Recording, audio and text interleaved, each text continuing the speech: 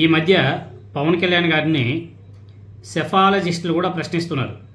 అయినా కానీ పవన్ కళ్యాణ్ మాత్రం ఉలుకు పలుకు లేకుండా సినిమాలు చేసుకుంటూ ఫ్రీ రిలీజ్ ఈవెంట్లు చేసుకుంటూ సినిమా షూటింగ్లో పాల్గొంటూ సినిమా ప్రమోషన్ చేసుకుంటూ ఫుల్ ఎంజాయ్ చేస్తున్నాడు ఆయన. సెఫాలజిస్టులు సర్వేలు చేస్తారు కదా, సెఫాలజిస్టులు వాళ్ళు పవన్ కళ్యాణ్ గారిని ప్రశ్నిస్తున్నారు. అయ్యా పవన్ కళ్యాణ్ గారు, ప్రశ్నించడానికే మా పార్టీ అని చెప్పేసి చెప్పినటువంటి పవన్ కళ్యాణ్ గారి జనసేన పార్టీ ప్రశ్నించకుండా ఎక్కడ ఉన్నాడు పవన్ కళ్యాణ్ గారు అనేసి సెఫాలజిస్టులు ప్రశ్నిస్తున్నారు, అడుగుతున్నారు, మాట్లాడుతున్నారు.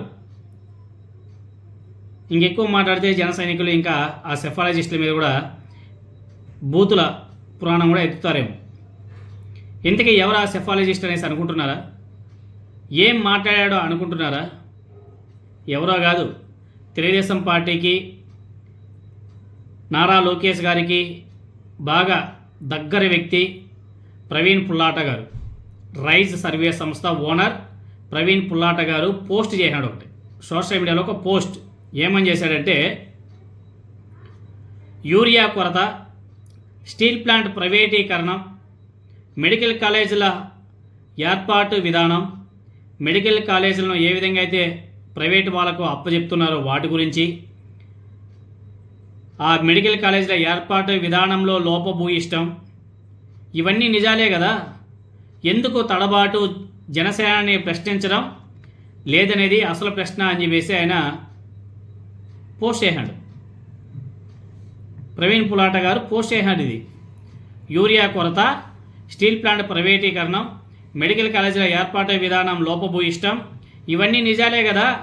ఎందుకు తడబాటు జనసేనని ఎందుకు ప్రశ్నించడం లేదనేది అసలు ప్రశ్న అని చెప్పేసి ప్రవీణ్ పులాట గారు పోస్ట్ చేశారు. మళ్ళీ పవన్ కళ్యాణ్ గారు, మేము రాష్ట్ర అభివృద్ధి కోసం, దేశ అభివృద్ధి కోసం మరో 20 ఏళ్ళు తెలుగుదేశం పార్టీ, జనసేన, బీజేపీ కలిసే ప్రయాణం చేస్తుంది అని చెప్పేసి మాట్లాడతాడు. ప్రశ్నించేయడానికి మాత్రం లేదు, అడగడు, ప్రశ్నించడు. ఈవెన్ జనసేన పార్టీ నాయకులను, కార్యకర్తలను తెలుగుదేశం పార్టీ నాయకులు చితక బారేసినా కానీ పవన్ కళ్యాణ్ గారు ప్రశ్నించరు. నిన్న రాత్రి తూర్పుగోదావరి జిల్లా కొవ్వూరులో Telugu Desam party MLA Janasena party నాయకులను కాపు కాసి మరీ ఉతికి ఆరేసారు, చితక కొట్టారు. మామూలు కూడా కాదు, వాళ్ళు రోడ్డు మీదకి వచ్చి బైఠాయించి ఆందోళన కూడా చేశారు. అయినా కానీ పవన్ కళ్యాణ్ గారిలో చలనంలే, మాటలు లేవు. ఈవెన్ నాగబాబు గారు కూడా మాట్లాడడం మానేశాడు. నాదెండ్ల మనోహర్ గారు మాట్లాడడం మానేశారు. ఎందుకంటే వీళ్ళ ముగ్గురికి పదవులు ఇచ్చారు కదా చంద్రబాబు నాయుడు గారు, కాబట్టి వాళ్ళు మాట్లాడరు. ఎంత దారుణమో చూడండి. 10 మెడికల్ కాలేజీలను పీపీపీ పద్ధతిలో ప్రైవేటీకరణ చేస్తుంటే, ప్రైవేట్ వ్యక్తుల చేతుల్లో పెడుతుంటే పవన్ కళ్యాణ్ గారు మాట్లాడడంలే.